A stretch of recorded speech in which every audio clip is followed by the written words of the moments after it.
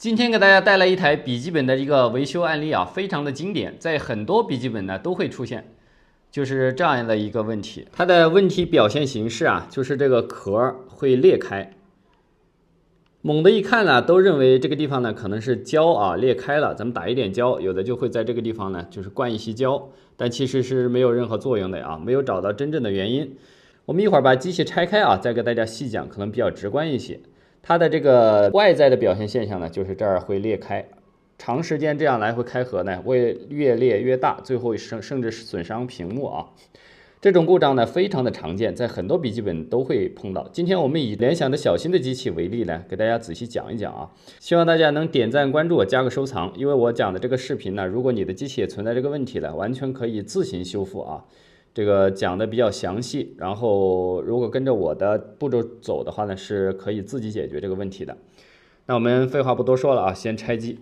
我们现在开合的时候要小心一点啊，可以把这个地方捏住，这样开，以免损伤屏幕啊。这个小新底壳螺丝呢，采用的是梅花的啊，用 T4 规格的内六角就可以。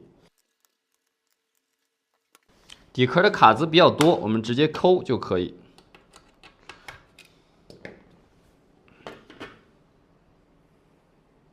当然，第一步一定是断电啊，电池的排线啊，往电池的方向拔就可以。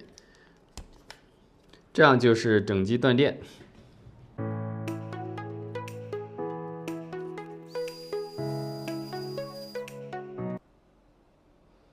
接下来我们把整个上半部分啊，屏幕的上半部分分离出来。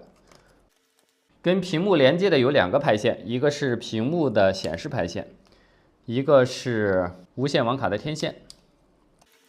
这样就可以把屏幕跟主机分离出来。这一步啊，需要拆这个一个平轴盖啊。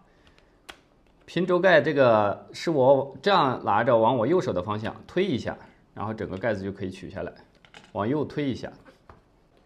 下面我们拆这个壁框啊，它这个壁框是完全粘的，就是粘到屏幕上的，我们抠的时候需要小心一点。有螺丝的地方把螺丝拆掉。下面这一圈啊，我们需要划一下啊，当然四周都是可以这么操作的，就看怎么方便。它这个没有别的什么特殊的啊，就是双面胶粘的比较紧。当然这个一定不能暴力啊，要小心一点。下面就是液晶屏，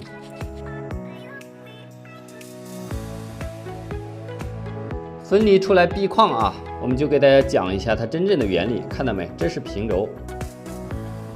这个平轴啊，它是拧螺丝拧到这个 A 壳上面的，但是它 A 壳上面就仅仅只是一个小铁片啊，固定这个螺丝柱。这是固定的螺丝柱，然后通过胶粘到这个 A 壳上面的，因为它掉了，所以这个平轴啊固定不住，就来回这样掰呀，它是很容易这个掉的啊。本来我觉得这种设计啊就不合理，就这么一点小东西，这个平轴受力其实很大的，然后拿胶粘在这个 A 壳上，可能用的这个胶呢，时间久了就可能这个胶啊时间久失效了啊，就导致这个粘不住了。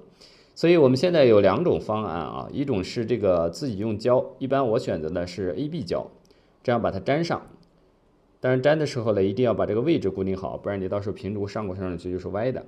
粘好之后呢，再把这个螺丝拧上，然后再把闭壳封上，就完成了这样一个修复啊。但是今天我们选择另外一种办法，就是直接把整个 A 壳换掉。换壳的原因呢，是因为它壳受损比较严重啊，这磕碰也比较厉害。这儿磕的是更厉害，所以壳本身也受损比较严重啊，直接给它换一个新的。看我们换的新壳呢，它也是拿胶粘的，但是新的肯定会能多管几年啊。其实这个用胶粘呢更简单一点，因为不需要分离液晶，直接拆到这个步骤啊就可以粘了。如果你需要换壳的话，我们还需要把屏分离出来，它这个屏啊也是拿胶粘的，但是它这个胶应该是可以抽啊。这里留了一个小耳朵啊，我们直接拽这个小耳朵。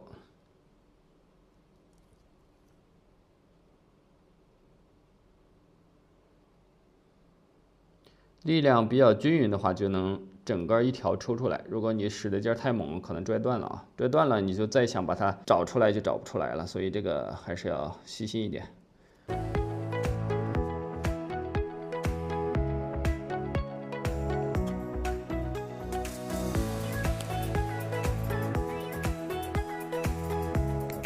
这样就整个胶全部抽出来了，然后另外一侧，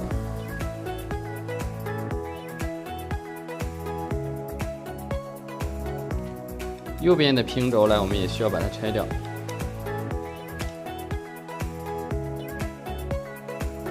液晶的话就这样可以取下来了，当然连着平线，咱可以把这个摄像头的排线也取下来。摄像头下面也是胶粘的啊，我们在撬的时候小心一点，不要把摄像头撬坏了。有条件的话，我们可以风枪加热一下，更好拆一点。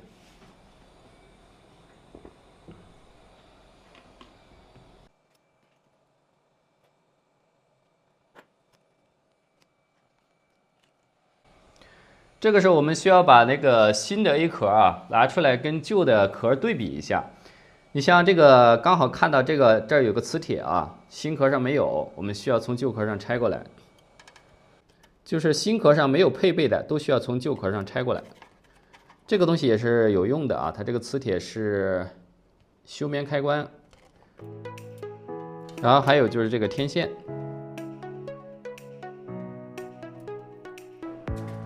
新壳上是自带这个胶的啊，只需要把上面这个膜撕掉。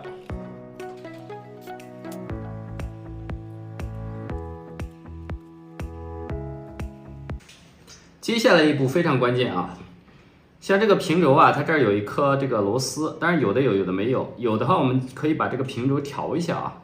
它为什么老坏呀？就是这个平轴比较紧，我可以把它调松一点啊，就不那么容易坏了。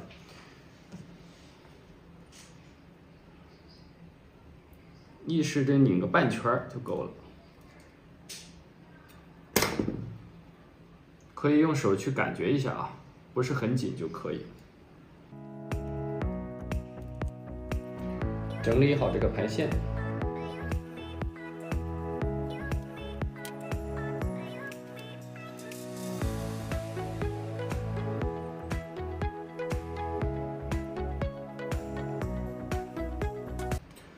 最后一步装这个平轴盖啊，平轴盖依然是推上去的。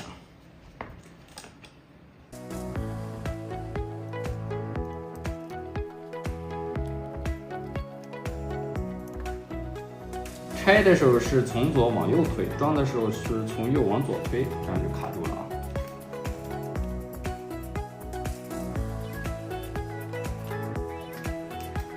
平线接口啊，对准了之后往下一扣就可以了。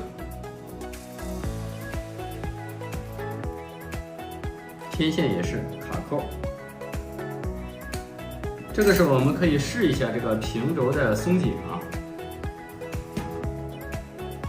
来回开合试一下，如果这样立不住的话，你就弄得太松了啊，咱们可以紧一点。像这个的是完全可以立住的。最后还有一点小福利啊，告诉大家这个机器支持安装第二块固态啊。它原来有一个2280的 M.2 接口的固态，这儿还有一个2442，规格是2442啊，短一点，还可以插一个2442的硬盘。因为它原装是个512，可能这个东西比较多，现在大家的这个小片片都不少啊。一般的存储空间不够，硬盘也不贵，咱们可以买一个大的。今天我们就给它加一个，下面加个散热垫，辅助它散热。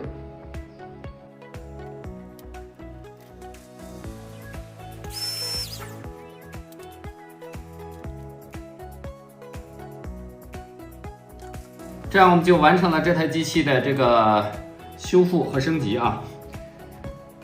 有碰到同样故障的这个，可以根据我的视频啊，一步一步的往下走，相信你一定能成功。如果有碰到不懂的地方呢，可以给我留言或者私信我，我竭尽我所能啊，给大家提供力所能及的帮助。那我们今天的视频呢，就给大家分享到这里，感谢大家观看，我们下期视频再见。